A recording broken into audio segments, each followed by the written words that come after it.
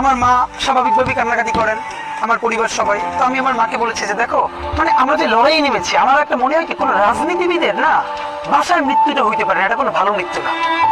যিনি রাজনীতি করেন, যিনি লড়াই করেন, যিনি বিপ্লবী, যিনি সংগ্রামী, তার মৃত্যুটা হবে একটা সংগ্রামের মধ্যে দিয়ে, একটা রাজপথে, একটা গ্লোরির মৃত্যু। আমি তো ভীষণ ভাবে প্রত্যাশা করি, আমি ছোটবেলা থেকে এই স্বপ্নটা দেখি, অনেক জায়গায় বলেছি, একটা তুমুল মিছিল হচ্ছে অন্যায়ের বিরুদ্ধে, সেই মিছিলের সামনে আমি আছি, কোনো একটা বুলেট এসে আমার বুকটা হয়তো বিদ্ধ করে দিয়েছে, এবং সেই মিছিলে আমি হাসতে হাসতে আমি শহীদ হয়ে গেছি।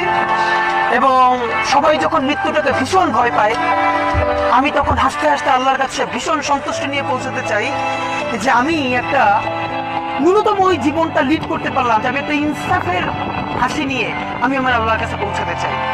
সুতরাং আগামী 50 বছর বাঁচলাম, কোনো ইম্প্যাক্ট তৈরি হলো না আমার দিয়ে, দেশের জন্য, রাষ্ট্রের জন্য, উম্মার জন্য, জাতির জন্য। কিন্তু আমি ধরেন 5 বছর বাঁচলাম, সেটার মধ্য দিয়ে যদি আগামী 50 বছরের ইম্প্যাক্ট তৈরি হয়, তাহলে অনেকদিন বেঁচে থাকায় কি সাফল্যের বলে? শহীদ প্রেসিডেন্ট জিয়াউর রহমান কয়টা দিন বেঁচেছেন, কিন্তু ভাবেন আজকে পর্যন্ত উনি আমার অনুপ্রেরণা। হাঁটতে হাঁটতে আমার পা ফুলে যায়, আমি, আমার টিম সেদিনকে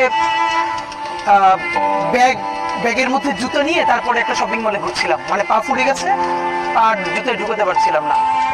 তো জিয়াউর রহমানের একটা ওনার গল্প মনে পড়ছিল, যিনি মাইলকে মাইল যখন হাঁটতেন, ওনার সাথে স্টাফদের পা ফুলে যেত, কিন্তু ওনার তো আর্মি ট্রেনিং আছে। তখন তাকে বলতো, স্যার আপনার তো আর্মি ট্রেনিং, আমরা তো আর পারি না।